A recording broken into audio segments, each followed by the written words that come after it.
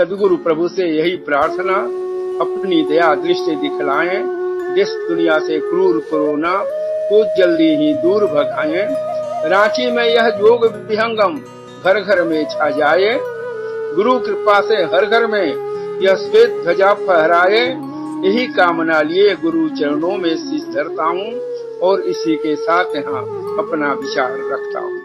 तो आइए अब मैं इसके साथ ही अपना विचार आपके समक्ष रख रहा हूँ। बंधुओं, संपूर्ण विश्व में योग आज एक विश्व विस्तृत शब्द बन गया। सारा योग के नाम से संपूर्ण विश्व आज एक तरह से परिचित हो गया। विश्व की सीमाएं सिमट गई, सारे धर्म संप्रदाय मत को बुलाकर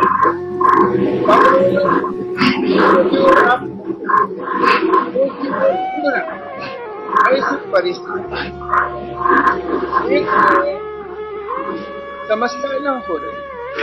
योग का जो वास्तविक स्वरूप होना चाहिए, योग का शुद्ध होना चाहिए, वो धीरे धीरे गौण होता जा रहा है। इसीलिए पहली बार जब 192 देशों ने इसे योग दिवस पर कार्यक्रम प्रारंभ किया और हमारे यशस्वी प्रधानमंत्री जी ने जब वहाँ अपना 2 शब्द निवेदित किया, उन्होंने क्या कहा?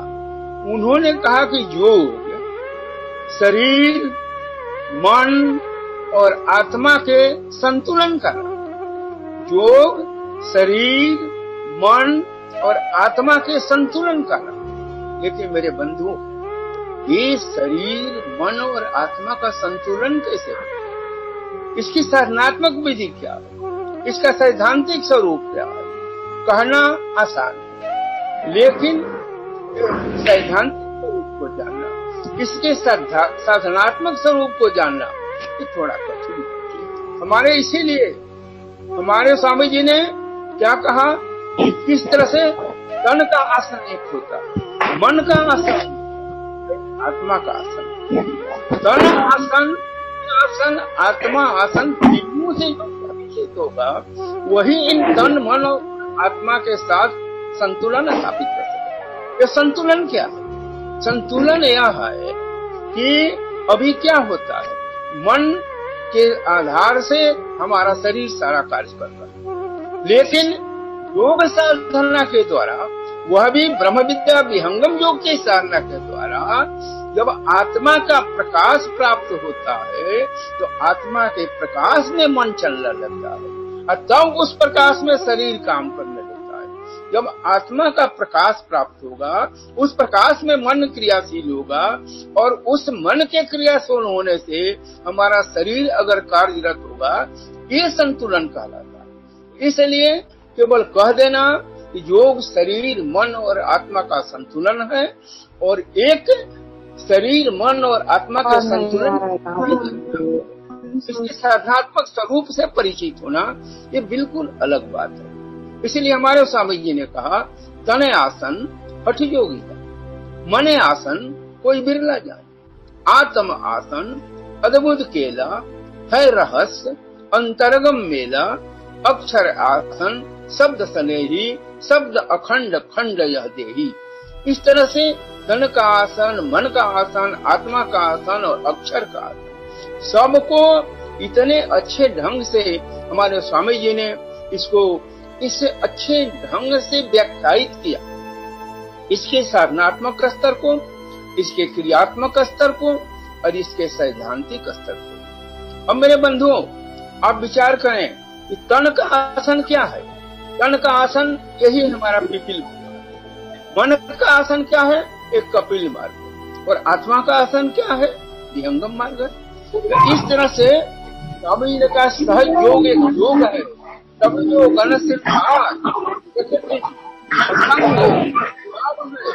पिपील कपिल गति, पिपील कपिल तो छोड़ने के बाद, माने इससे आगे बढ़ने के बाद सहज योग मिलता है, विहंगम योग मिलता है। इसलिए शरीर के आधार पर चलने वाले जितने भी तरह के योग हैं, उनको हम मन के आधार पर चलने वाले जितने योग हैं, उनको कपिल योग कहते हैं। और आत्मा के आधार से चलने वाला जो योग है उसको हम विहंगम योग कहते हैं, विहंगम मार्ग। इसी को स्वामी जी कहते हैं पिपिल कपिल मोहि ब्रह्म ही तागु, योग विहंगम। योग विहंगम को किस तरह से हम पकड़े ये, लेकिन एक बात याद रखिए, विहंगम योग में भी तन का भी आसन, मन का भी आसन है और अंत में आत्मा का आसन। आज शरीर के आसन बताने वाले बहुत लोग हैं। 90% आदमी समाज के योग से यही अर्थ समझते हैं कि आसन प्राणायाम कर लेना। बड़े बड़े विद्वान, बड़े बड़े चिकित्सक, बड़े बड़े प्रोफेसर, सारे विद्वान योग का अर्थ इतना ही समझते हैं कि योग का माने आसन प्राणायाम। लेकिन आसन प्राणायाम उसका एक आवश्यक अंग है। इसी क्रम में लोग पतंजलि योग दर्शन की बात करते हैं, मानता हूँ। 6 दर्शन में पतंजलि योग दर्शन योग शास्त्र पर एक कहेंगे कि एक तरह से आधारशिला है, एक तरह से आधारशिला है योग दर्शन का, पतंजल योग दर्शन। लेकिन पतंजल योग दर्शन में तो 8 विभाग, उसमें आसन प्राणायाम तक केवल 2 विभाग, जम है, नियम है, आसन प्राणायाम प्रत्याहार, धारणा, ध्यान, समाधि। हम केवल 2 भाग को लेकर के, आसन प्राणायाम को लेकर के और उसी में संपूर्ण योग को व्याख्यायित करने की कोशिश करते हैं। आसन प्राणायाम आवश्यक है, करना चाहिए, लेकिन आसन प्राणायाम ही संपूर्ण योग है, यह गलत है। उसी तरह से बहुत से लोग मन के विभिन्न प्रकार के साधन बताते हैं, लेकिन मन के वो किसी विषय विशेष पर, केंद्र विशेष पर रोक देना वही योग की पूर्णता है, यह गलत है। योग की पूर्णता आसन प्राणायाम से भी है, शरीर से भी है, मन को भी विशेष केंद्रों को रोकने से है, लेकिन इससे भी आगे बढ़ते जाना। और आत्मिक धरातल पर कैसे साधन होता है, इसको जब जानेंगे तब जाकर के योग की पूर्णता होगी। इसलिए पतंजल योग दर्शन में भी जो ऋषि बात करते हैं, पहले जम और नियम की बात। ये जम और नियम क्या है? जम 5 सामाजिक नियम, अहिंसा माने समाज से जुड़ा हुआ, सत्य, अस्तेयम, इंद्रिय निग्रह, अपरिग्रह, ये 5 जम कहलाते हैं, माने सामाजिक नियम। और नियम क्या है? ये 5 व्यक्तिगत नियम है। शौच ये व्यक्तिगत चीज है, संतोष, तप, स्वाध्याय और ईश्वर प्राणिधान।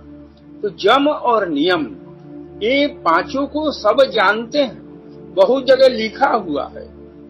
मैं एक बार बेंगलोर गया तो वहाँ के हमारे युवा जो संत समाज के लड़के बहुत तेज हैं, वो बोले कि हम लोग जाते हैं, एक बहुत आध्यात्मिक व्यक्ति, धार्मिक व्यक्ति है, योग के बारे में जानना चाहता है। तो हम लोगों से यही सवाल पूछ देता है कि जम नियम तो आप लोग समझाते नहीं और एक बार आगे का ध्यान बताते हैं, तो हम लोग ठीक से जवाब नहीं दे पाए। मैंने कहा कि मुझको ले चलो। मैं उनके यहाँ गया और वास्तव में लगा कि वो बहुत बुद्धिजीवी हैं, विद्वान हैं, अध्यात्म प्रेमी हैं, धर्म प्रेमी हैं। तो मैंने कहा देखिए, जम नियम को जान लेना, बोल देना एक बात है, और जम और नियम कहाँ से संचरित हो रहे हैं, ये क्या है? हमारे जीवन के कार्य हैं। 5 सामाजिक नियम हैं, 5 व्यक्तिगत नियम हैं, इसको जीवन में पालन करना चाहिए। लेकिन इन नियमों का केंद्र कहाँ है? कौन इन नियमों को चलने से रोक रहा है? कौन इन नियमों पर नहीं चलने देता है? वो हमारा मन। इसलिए मान लीजिए उनके घर में पंखा चल रहा था, मैंने कहा ये पंखा चल रहा, अगर कोई 2 ऐसे व्यक्ति को बुलावे, एक व्यक्ति ऐसा है जो जानता ही नहीं है कि पंखा कैसे चलता है, अब बोले इसको रोक दो, वो किसी डंडा को लगाकर रोकना चाहेगा, पंखा कभी तोड़ेगा हाथ में। एक व्यक्ति जानकार है, वो देखेगा कि इसको चलाने वाला कौन, ये कौन चला रहा है, वो स्विच देखेगा, रेगुलेटर देखेगा, स्विच को ऑन करेगा। इसीलिए मेरे बंधु, हमारा शरीर जो भी कार्य कर रहा है, इसको कार्य कराने वाला कौन है? हमारा मन है। तो मन को अगर साधने लगते हैं तो धीरे धीरे सारी वृत्तियां अंतर्मुखी से लेकर है। तो अंतर्मुखी होने से मन जब सधने लगता है, मन रुकने लगता है, मन पंखा की तरह घूम रहा है, हजारों विषय पकड़ रहा है, तो मन को स्विच है, स्विच को ऑफ करने की विधि जानेंगे, मन कहाँ पर कैसे रुकता है, ऑफ होने का मतलब रुकता कैसे है, तब ये यम नियम अपने आप भीतर में उतरने लगेंगे, अपने आप भीतर में आने लगेंगे।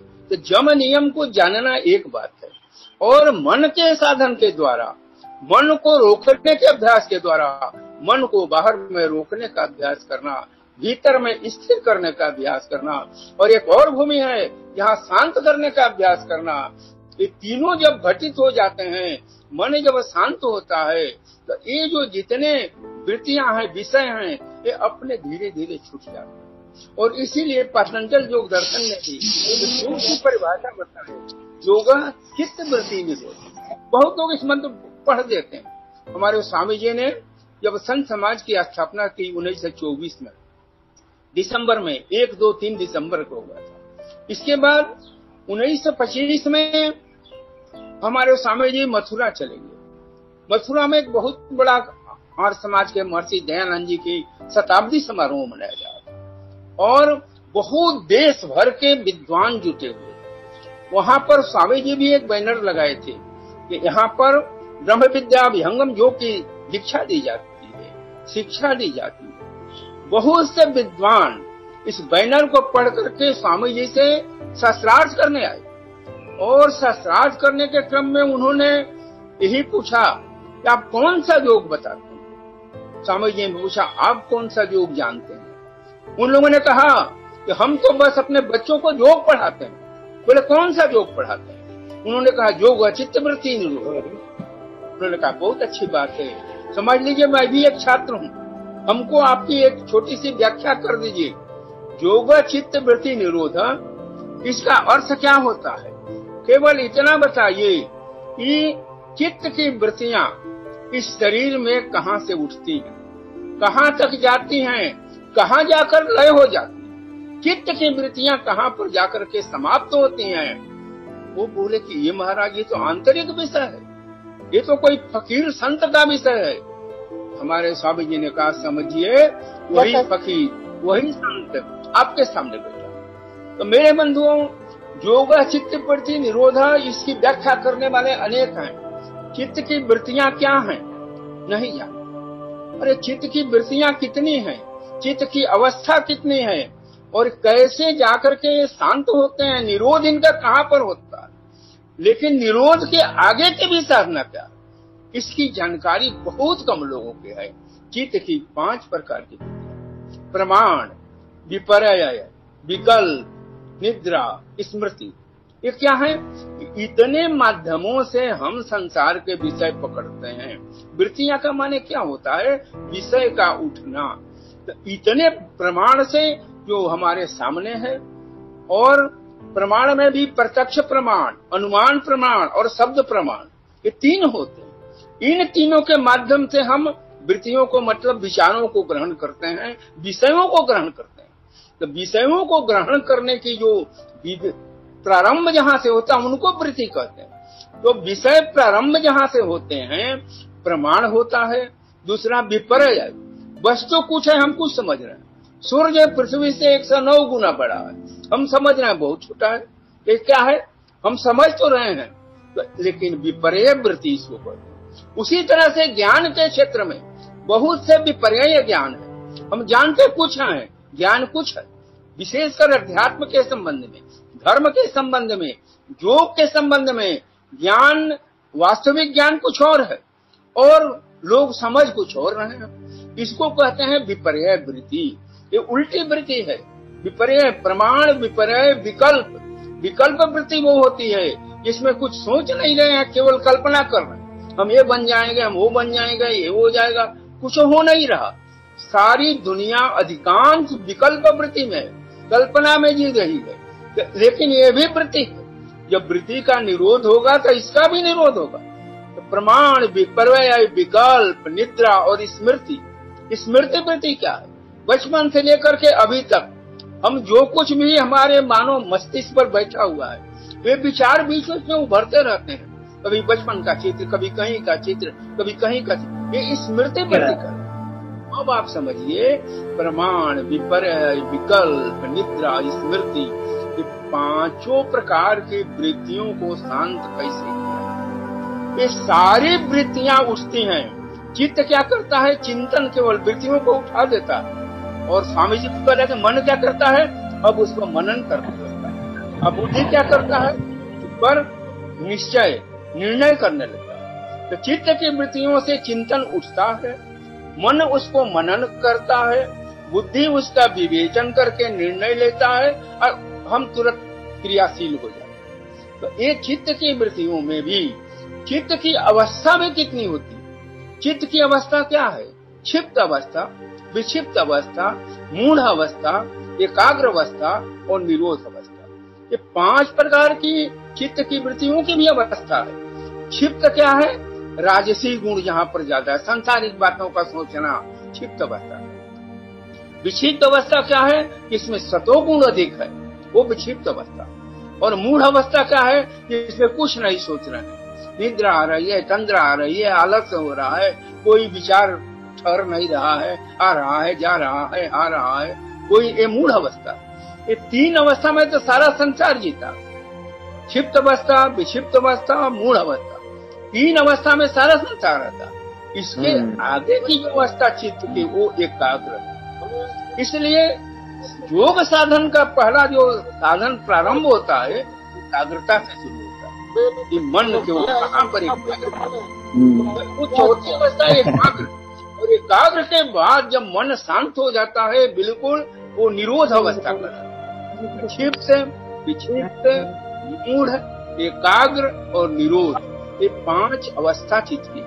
तो चित्त की 5 वृत्तियां, चित्त की 5 अवस्था, और इन सब का निरोध, तब इसका अर्थ निकलता है योग चित्त वृत्ति निरोध। लेकिन मेरे बंधुओं, आज हम केवल आसन प्राणायाम को ही योग समझते। पतंजल योग दर्शन में 195 सूत्र, और मैं आपको बता दूं कि आसन प्राणायाम पर केवल 8 या 9 सूत्र। बाकी जितने सूत्र हैं वो किस चीज के सूत्र हैं, इस पर कोई ध्यान नहीं देता है, और केवल आसन प्राणायाम को समझता है। पतंजल योग दर्शन में केवल आसन प्राणायाम। हमारे स्वामी जी ने कहा है, पतंजल योग दर्शन प्राकृतिक योग का सर्वश्रेष्ठ दर्शन है, लेकिन इसके भी आगे दर्शन है। यहाँ चित्त की वृत्तियों का निरोध हो गया, यहाँ मन शांत हो गया, उसके आगे कौन आधार चलता है। तो इसीलिए स्वामी जी ने कहा कि तन आसन, मन का आसन होता है, एक आत्मा का आसन है। आसन है तन शांति को, मन शांति अनुभव, आत्म शांति को या ही छूटे प्यास। तो एक 3 बता दिए कि आसन प्राणायाम में है, करना चाहिए, किस लिए है, तन शांति को। आसन है तन शांति को, मन शांति अभ्यास। अभ्यास माने ध्यान का अभ्यास। यहाँ अभ्यास का अर्थ है ध्यान का अभ्यास। आसन है तन शांति को, मन शांति अभ्यास, और अनुभव आत्म शांति को। आत्मिक अनुभव से जब साधन चलेगा तब सारे अध्यास माने माया प्रकृति सब छूट जाएगी। इसीलिए स्वामी जी ने कहा, साधन सब संसार के मन व पवन के साथ, मन और प्राण सारे संसार के साधन इसी से चल रहे हैं। और साधन सब संसार के मन व पवन के साथ निर्मल ऊर्ध्व प्रवाह। कहते हैं कि मन, वहाँ निर्मल मन का जब प्रभाव होता है तब जाकर के विहंगम योग का साधन होता है। तो इसलिए विहंगम योग का साधन हम कहते हैं सर्वश्रेष्ठ है। क्यों सर्वश्रेष्ठ है? इसलिए सर्वश्रेष्ठ हम कहते हैं कि विहंगम योग की साधना में तन का भी साधन होता है, मन का भी साधन होता है, और आत्मिक साधन तो कहीं दिखाई नहीं पड़ता है। जानते ही कोई नहीं है कि आत्मा के आधार से साधन कैसे होता है। और साधन के सूत्र में एक बात समझ लें, कहा जाता है कि मन को इस केंद्र पर रोकिए। तो रोकने का अर्थ क्या होता है? एक विषय दिया जाता है, एक विषय माने वो केंद्र, स्थान, जिस केंद्र पर जो उपदिष्ट भूमि आपकी है वही केंद्र कहलाता है। तो मन को उस केंद्र पर रोकने का अभ्यास विहंगम योग में की साधना में बताया जाता है, प्रारंभ किया जाता है। लेकिन मन को केंद्र विशेष पर जहाँ रोकना है वहां पर खाली मने नहीं रुकता, 3 चीजें वहां रहती है। मन भी रहता, प्राण भी रहता है, आत्मिक चेतना भी रहती है। लेकिन जब तक मन रुका नहीं है आत्मिक चेतना का बोध नहीं होता। इसलिए हम कहते हैं सुरति को वहां लगाइए। सुरति क्या है? आत्मा की चेतन शक्ति है, आत्मा की चैतन्य शक्ति है, चेतन किरण है, उसको वहां युक्त करें। तो जिस तरह से स्वच्छ सरोवर में आपको अपना फोटो, अपना चित्र स्पष्ट दिखाई देता है, लेकिन अगर उसमें कोई रोड़े डाल दें, लहरियां उठने लगे, तो आपको लगेगा कि उसमें अपना चित्र नहीं दिखाई देता। उसी तरह से जब तक मन की तरंगे चलती रहती है, मन एकाग्र नहीं होता है, मन शांत नहीं होता है, मन की कंपायमान रहता है, मन की तरंगे उठती रहती हैं, तो आत्मा के आधार का, आत्मा के प्रकाश का, आत्मा की चेतनता का आभास नहीं होता। इसीलिए मन को धीरे धीरे रोकते जाएंगे। रोकने के साथ जब बिल्कुल शांत हो जाएगा, जैसे लहरें शांत हो गई, आप अपना चित्र देख रहे हैं, वैसे शांत हो जाएगा, तब आत्मिक प्रभा का आभास आपको मिलेगा। आत्म दर्शन उसको कहते हैं, आत्मा का दर्शन होने लगेगा। उसकी विधि स्वामी जी ने बताया कि ये विधि जितने विस्तार से विधि पूर्वक आगे बढ़ेंगे, साधन तो सबको बता दिया जाता है, साधन बताना, लेकिन साधन की उपदिष्ट भूमि पर वहां का ज्ञान, वहां का अनुभव उपलब्ध कर लेना और केवल जान लेना, दोनों में बहुत बड़ा अंतर।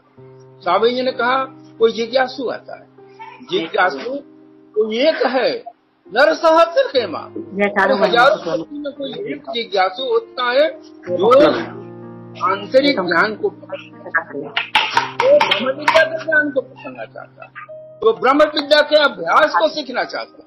तो जिज्ञासु को एक है, नर सहस्र, सहस्र बोध, हजारों जिज्ञासु में से किसी एक को बोध होता है, सिद्धांत का बोध होता है कि क्या है, कैसे जाता है। इसीलिए स्वामी जी ने कहा है कि सिद्धांत का बोध भी होना चाहिए। ब्रह्म विद्या दो भेद हैं, तत्व ज्ञान अभ्यास, प्रथम बोध तत्वन करे, अंतर भेद समाज। तत्व का बोध होना चाहिए, सिद्धांत का बोध होना चाहिए, लेकिन केवल सिद्धांत के बोध में ही पूर्णता नहीं है। एक अध्याय पूरा छूट गया, मुख्य अध्याय सिद्धांत जानिए, लेकिन आगे में कहते हैं ब्रह्म विद्या दो भेद है, तत्व ज्ञान अभ्यास, प्रथम बोध तत्वन करे, तब अंतर भेद समाज। यही साधना है अंतर में उतरने की। तो इसलिए वहां पर स्पष्ट रूप से बताते हैं कि जिज्ञासु को एक है, नर सहस्र के मां, सहस बोध को एक है, साधक सहस न मां, और साधक सहस समूह में हजारों जब बोध होता है तो उसमें से एक साधक निकलता है, एक साधक निकलता है। और साधक सहस समूह में सहस्रों साधक में से कोई एक हंस मान, और समाधिस्थ पूर्ण कला अनुभव पर विज्ञान। वो कहते हैं एक कोई हंस निकलता तो कठिन है। इसीलिए स्वामी जी ने कहा कि ये ज्ञान जो है सो केवल समझ लेना ही पर्याप्त नहीं है, इसकी साधना में उतरकर इसी भेद को, वहां के ज्ञान को उपलब्ध करना, अंतिम उपलब्ध में जीवन मुक्त पद हो में कोई प्राप्त है, मतदृष्टादि से। अब समझिए कितनी बड़ी उपलब्ध प्रथम भूमि को जानना। अब प्रथम भूमि को पकड़कर वहां के अनुभव को उपलब्ध करना बहुत, दूसरी भूमि को जान, दूसरी भूमि के ज्ञान को अनुभव में प्राप्त कर लेना। उसी तरह से अनेक तीनों भूमियां, इन तीनों भूमियों को केवल जान लेना ही काफी नहीं है। तीनों भूमियों को किस तरह से जाकर के तीनों भूमियों के आधार को पकड़ करके वहां पर जो अनुभव का विज्ञान है उसे उतार लेना, तब उपलब्ध कराना। इसको कहते हैं स्वामी जी क्षिति उपलब्ध, पंच क्षिति है योग की, एक जन्म नहीं पाए, कोई कोई गुरु के लाल है, अंतिम क्षिति पर जाए, प्रथम द्वितीय कोई तृतीय में, क्षिति चतुर्थ कोई पाए, वीर वीर गुरु हंस जो, अंत महल पर जाए। तो अंत महल पर जाने की प्रक्रिया हमारे स्वामी जी ने प्रारंभ से अंत तक का इतने विस्तार से और सहज ढंग से व्याख्यायित किया है। अगर सामान्य व्यक्ति भी उसको पकड़ करके आगे धीरे धीरे बढ़ता जाए तो निश्चित रूप से स्वामी जी कहते हैं कि निश्चित रूप से उसको भी उस अंतिम आधार की प्राप्ति हो जाएगी, वो भी वहां तक पहुंच जाएगा। लेकिन स्वामी जी ने कहा यदि विधिवत तुम साधन करो। ये विधिवत क्या है? स्वामी जी ने जो विधि बताई है, स्वामी जी ने जो आपको यह बताया है कि किस प्रकार से धीरे धीरे आगे बढ़ना चाहिए। मेरे बंधुओं, ये योग की आंतरिक भूमि है और जैसे जैसे योग आंतरिक भूमि में परिपक्व होगा वैसे वैसे आंतरिक गुण भी आप में आएंगे। तो ऐसा नहीं है कि हम बोल रहे कि हम तो समाधि में रहते हैं और दिन भर उठ के झगड़ा करते रहे, ऐसा नहीं है। जैसे जैसे साधन आंतरिक भूमि में दृढ़ होता जाएगा वैसे वैसे सारे सद्गुण स्वतः आपके अंदर में प्रवेश करते जाएंगे, स्वतः आते जाएंगे। इसीलिए एक आत्मनिरीक्षण की भी जरूरत होती है। आत्मनिरीक्षण के द्वारा भी हमें पता चलता है कि हम अभी साधना को भीतर में कितना उतार पाए, अंतरंग साधना में कहाँ तक गए हैं, किसका कहाँ तक प्रकाश हमारे भीतर में उतरकर हमारे व्यवहार को, हमारे आचार को, हमारे विचार को बदल सका है। जब ये नहीं होता है इसका मतलब कहीं त्रुटि है, साधना में कहीं कमी है, इसलिए अनुभव वहाँ का उस पॉइंट का, उस केंद्र का नहीं होगा। केंद्र वहाँ ऊपर चला गया और अब पवित्र तो ऊपर जाकर के शुद्ध जब हो गया, शुद्ध सोम, तब उसकी गति उलट जाती है। प्रकृति के नीचे नहीं आकर अब परमात्मा के तरफ उसका गमन होने लगा। इसीलिए स्वामी जी कहा योग योग सब कोई कहा, योग न जाना कोई, अर्धधार पूरा चले। योग का अर्धधार क्या है? संसार की तरफ हमारी चेतना का जाना, चित्त की वृत्तियों का उठना, मन के विचारों का उठना, संसार के विषयों की तरफ जाना, ये क्या है? यही अर्धधार। इससे ऊर्ध्व हो जाना, ये चिंतन ऊपर की ओर जाने लगा, आत्मा की ओर जाने लगे, परमात्मा की ओर जाने लगे। लेकिन मेरे बंधु एक चीज और इसको ध्यान से समझ लीजिए। एक कह देना कि अर्धधार ऊर्ध्व चले कोई कह सकता, एक कभी साधना में आपने अनुभव किया कि हमारे भीतर में ऊर्ध्वधार कैसे उठ रहा है, कहाँ से उठ रहा है? साधना में जब आप केंद्रित होते हैं किसी भूमि पर तो एक धार प्रवाह नीचे से ऊपर की तरफ चलता है, तब जाके वो केंद्र पर जुड़ता है, ऐसे ही नहीं जुड़ता है। तो एक प्रवाह छूटेगा, एक आप यहाँ बैठे हैं, ये जगह छोड़िएगा तो दूसरा जगह पर जाइएगा। अगर वो प्रकृति प्रवाह छूटेगा तब कोई केंद्र जाकर के पकड़ेगा। तो ये धारा को छोड़कर अर्धधार ऊर्ध्व चले, ऊर्ध्व कैसे होता और इसका बोध कैसे होता है? यही प्रकृति पार होने पर इसकी क्या गति होती है, ये विहंगम योग का सूक्ष्म विज्ञान है। स्वामी जी ने भी इसको भी हमको आपको स्पष्ट रूप से समझा दिया। स्वामी जी ने क्या कहा? सिर प्राण चेतन हृदय खींचे, भाव शुभ लक्षण मिले। जब आप साधना में बैठे हैं और ऐसा लगे कि आपके हृदय से लगता है कोई चैतन्य शक्ति ऊपर उठती जा रही, सिर प्राण चेतन हृदय खींचे, कहाँ तक खींचा होगा? हृदय से खींचा होगा। कहाँ तक जाएगा? सिर के ऊपरी भाग तक जाएगा। लेकिन ये भी प्रकृति के भूमि में भी हो रहा है। सिर प्राण चेतन हृदय खींचे, भाव शुभ लक्षण मिले, महापथ सुषमन कुले, गति कंप दोनों तन हिले। ये कंप भी प्रारंभिक स्थिति में होता है। प्रारंभिक स्थिति का मतलब है कि मान लीजिए कोई दरवाजा बंद है और उसमें कोई इधर से प्रेशर जा रहा है, स्वाभाविक है उसमें कंप होगा। वैसी तरह से सुषुम्ना में प्राण के प्रविष्ट होने पर जब तक दरवाजा बंद रहता है ये कंप होता है। लेकिन कंप एक प्राकृतिक स्वतः होना चाहिए, ध्यान के क्रम में स्वतः, देखा देखी नहीं। तो उनको वो थोड़ा कंप करने लगे तो उनसे दुगना हम कम करने लगे, नहीं। मैं कहता हूं कि स्वतः जो होता है होने दीजिए, लेकिन नकल करके मन से फिर मन जोड़ दीजिएगा उसके साथ, तो ये तो इसमें हानि भी हो सकती है। क्योंकि स्वतः जो कंप होता है वो आधार से होता है, वो आधार का एक रास्ता बना हुआ। अपने मन से जो कंप करते हैं इसका कोई आधार नहीं है। इसलिए वो गलत दिशा में भी जा सकता है, मानसिक समस्या भी हो सकती है।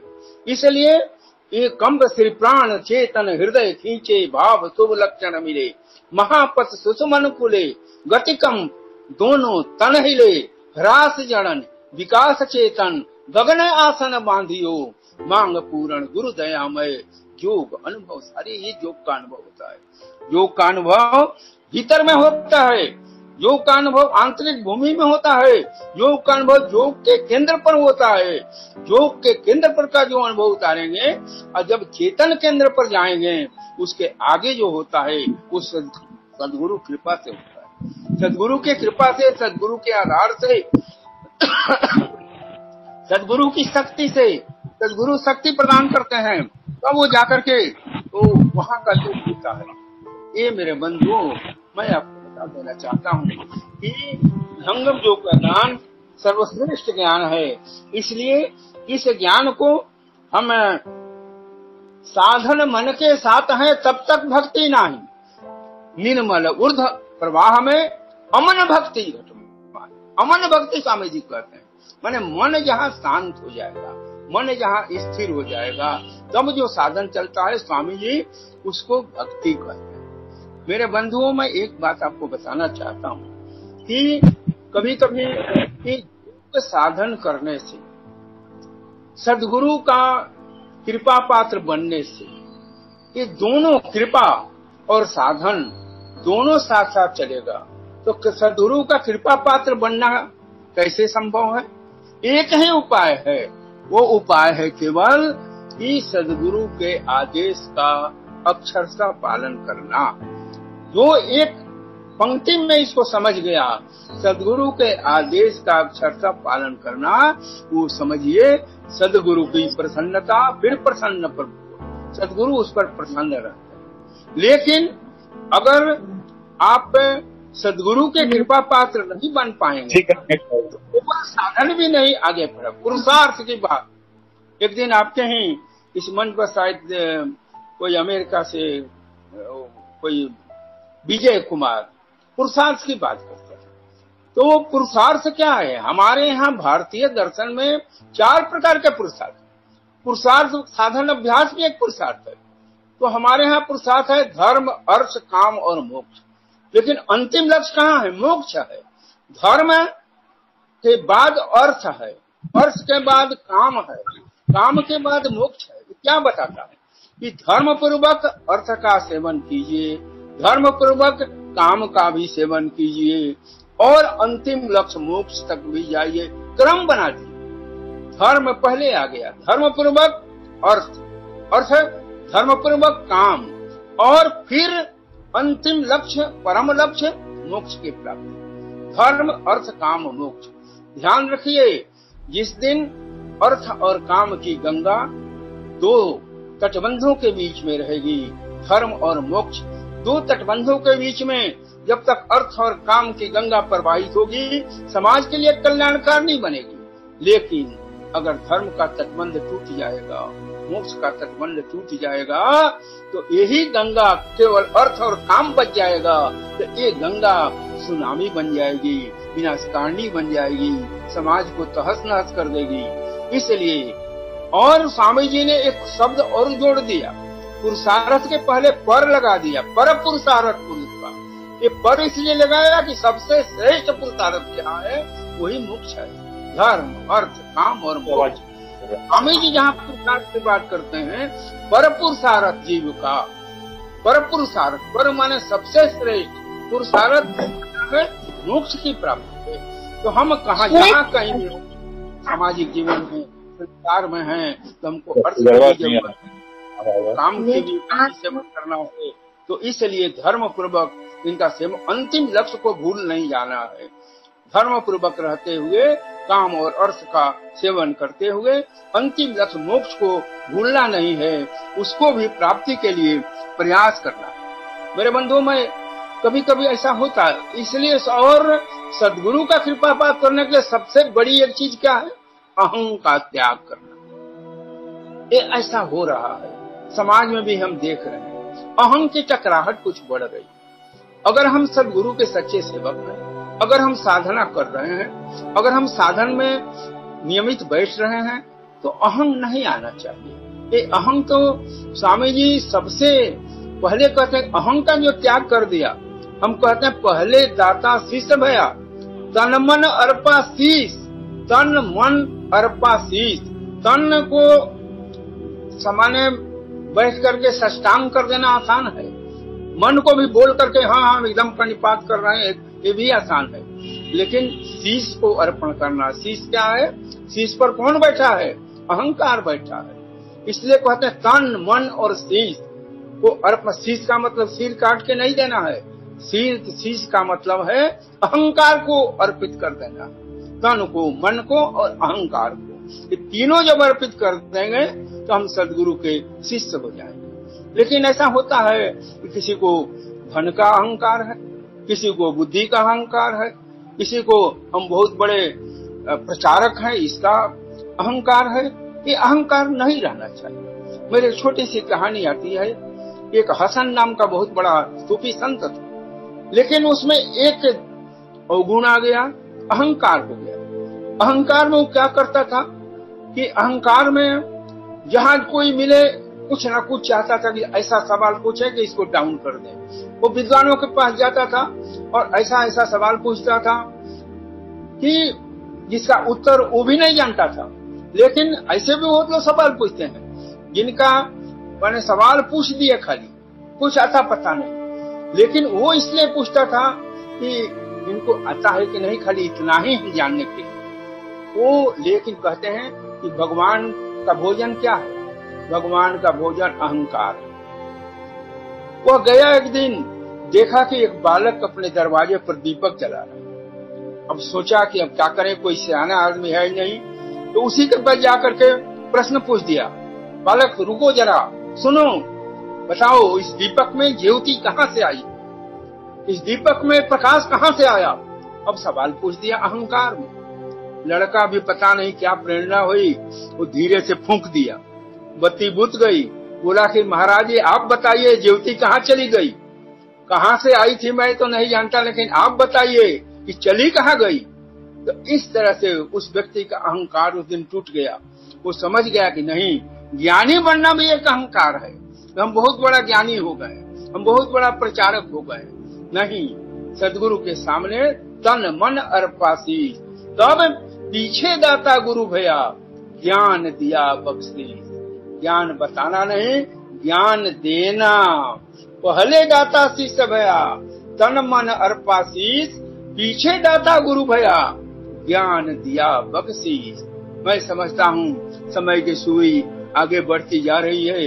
केवल एक दृष्टांत दे करके मैं इसको समाप्त करना चाहूंगा। और वह दृष्टांत क्या है? मैंने एक सूफी संत हसन का भी आपको दृष्टांत दिया। एक और सूफी संत हुए हैं मंसूर, बहुत बड़े सूफी संत हुए। और वो मंसूर जो सूफी संत था, वो जब कहने लगा कि नहीं, पहले एक प्रचलित था समाज में कि जो राजा होता था वही अपने को ईश्वर का अवतार घोषित कर देता था। वो कहने नहीं, परमात्मा अलग है, आत्मा अलग है, परमात्मा को जाना जा सकता है, ये तो कुछ नहीं है, परमात्मा तो संपूर्ण सृष्टि का कर्ता है। इस तरह से संपूर्ण सृष्टि के प्रचार के लिए, संपूर्ण सृष्टि के विस्तार के लिए वो जो शक्ति है वो परमात्मा है। राजा तक खबर गई, राजा नाराज हो गया। ये कौन व्यक्ति आ गया जो बताता है कि परमात्मा हमसे भी बड़ा है? और उसको बुलाया। उस समय बहुत कठिन दंड दिया जाता था। मंसूर को दंड दिया गया कि मंसूर को बीच चौराहे पर खड़ा कर दें, जनता को बुलाइए और इस पर ईंटे पत्थर मारे।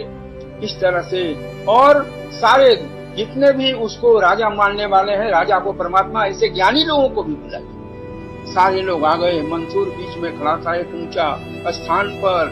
लोग पत्थर फेंकने लगे, मंसूर हंसने लगे। तो राजा बोला कि पत्थर फेंक रहे, हंस रहा।